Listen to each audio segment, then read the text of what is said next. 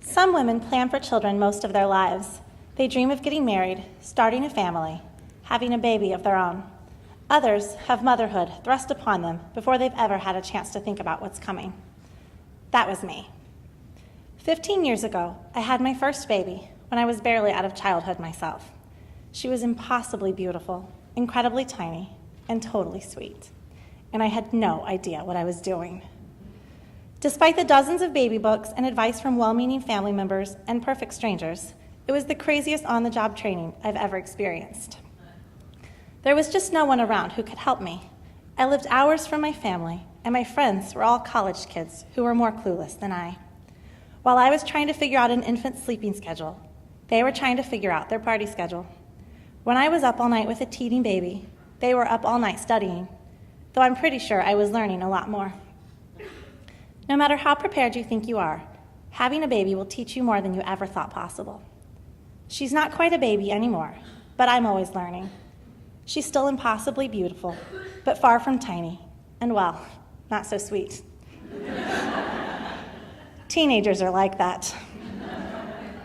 No one ever mentions that at the baby shower.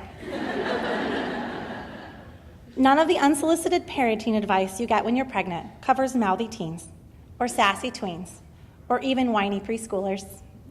Maybe they don't want to scare us away. Maybe they've forgotten what it's like. Maybe it's hard to think past the baby years when you're surrounded by bibs, bottles, and blankets. But even when I was more prepared for my second and third pregnancy, I pictured a tiny baby who would one day grow into a sweet toddler. And that's as far as my imagination took me.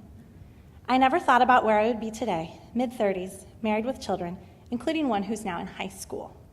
I remember thinking about diapers and feeding the baby, cribs and blankets, maybe even potty training, forever down the road. I remember worrying about sleepless nights, but I imagined it would only last a few months. I never realized they would return years later, waiting for a teen to return from curfew. I remember wondering when she would walk and talk. I never imagined how much I just want her to sit still and be quiet one day. I didn't think about Barbies and Legos, bunk beds and slumber parties, homework and packing lunches. I never considered what it would be like to teach a kid to tie her shoes. I never thought about showing a tween how to fix her hair or do laundry. I certainly never pictured having a teen on Facebook or teaching her to drive a car. It makes each new stage a constant surprise.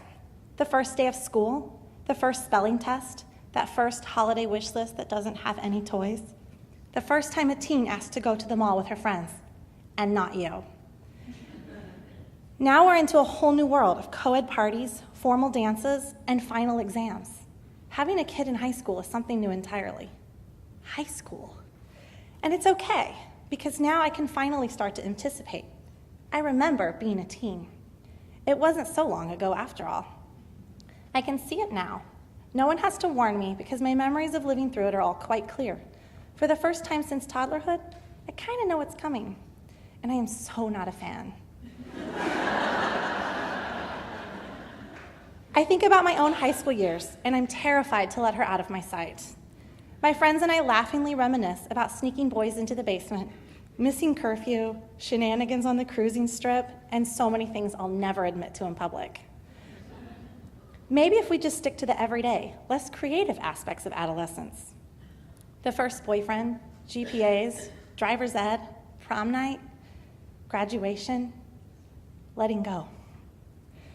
Turns out, I'm not ready for any of it.